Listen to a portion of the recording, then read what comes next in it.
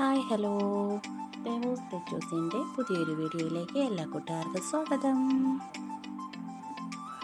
നമുക്ക് വീട്ടിലുള്ള നമ്മുടെ ചേരുവകളെല്ലാം കൂടെ ചേർത്ത് വളരെ എളുപ്പത്തിൽ തയ്യാറാക്കാൻ പറ്റുന്ന ഒരു രസം തയ്യാറാക്കിയാലോ ഇന്ന്. ചൂട് ചോറിൻ്റെയൊക്കെ കൂടെ കഴിക്കാൻ ഈ ഒരൊറ്റ കറി മാത്രം മതിയാകും. അപ്പോൾ അതെങ്ങനെയാണ് ഉണ്ടാക്കുന്നത് നമുക്ക് നോക്കിയാലോ. രസം തയ്യാറാക്കാനായിട്ട് 3 മീഡിയം സൈസ് തക്കാളി ഒന്ന് കഴുകി വൃത്തിയാക്കി എടുത്തിട്ടുണ്ട്. അത് രണ്ടായിട്ടൊന്ന് മുറിച്ചെടുത്തിട്ടുണ്ട്.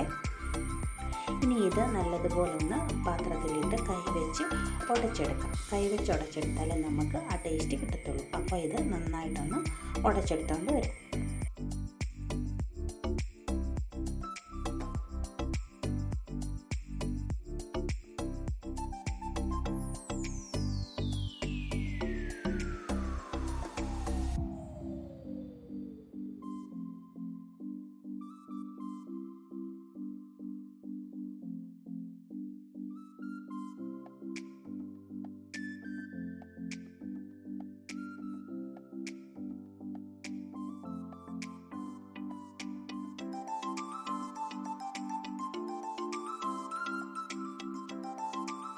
കഷണങ്ങളൊന്നുമില്ലാതെ നല്ല പേസ്റ്റ് പോലെ തക്കാളി ഒന്ന് ഉടച്ചെടുത്തിട്ടുണ്ട്.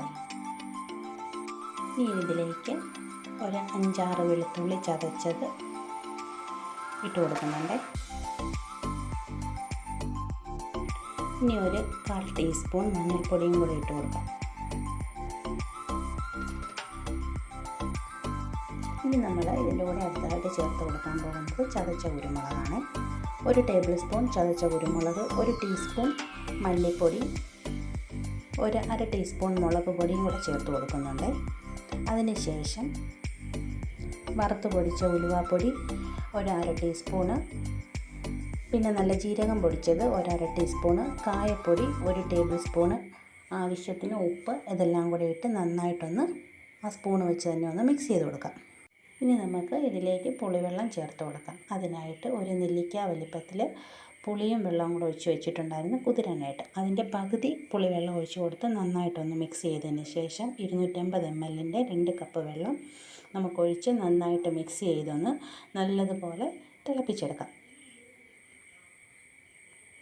അപ്പോൾ നമ്മുടെ രസമെല്ലാം നല്ലതുപോലെ തിളച്ച് വന്നിട്ടുണ്ട്. ഇനി നമുക്ക് തീ കുറച്ച് വെച്ച് ഒരു 10-15 മിനിറ്റ് കൂടെ ഒന്ന് നന്നായിട്ട് തിളപ്പിച്ചെടുക്കാം.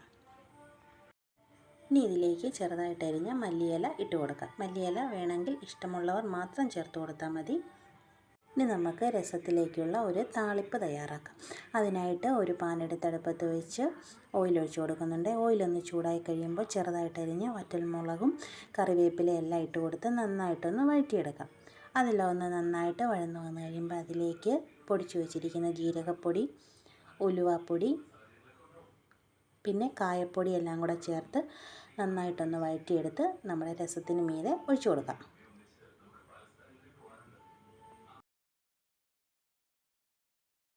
ഇനി എല്ലാം കൂടെ ഇട്ടതിന് ശേഷം നന്നായിട്ട് ഒന്നുകൂടെ മിക്സ് ചെയ്തെടുത്ത് നമുക്ക് ചൂട് ചോറിൻ്റെ കൂടെ കഴിക്കാം. രസമെല്ലാം ഒന്ന് തണുത്തതിന് ശേഷം അതൊരു സർവിങ് ബൗളിലേക്ക് മാറ്റിയിട്ടുണ്ട്. അപ്പോൾ നമ്മുടെ അടിപൊളി രസം ഇവിടെ തയ്യാറായിട്ടുണ്ട്. വീഡിയോ ഇഷ്ടമായ എല്ലാ കൂട്ടുകാരും ഇതൊന്ന് ഉറപ്പായിട്ടൊന്ന് ട്രൈ ചെയ്ത് നോക്കണേ. അപ്പോൾ വീഡിയോസ് എല്ലാം ഇഷ്ടമായാൽ ലൈക്ക് ചെയ്യാനും ഷെയർ ചെയ്യാനും കമൻറ്റ് ചെയ്യാനും സബ്സ്ക്രൈബ് ചെയ്യാനും മറക്കല്ലേ. അടുത്ത വീഡിയോ ആയി വീണ്ടും കാണാം.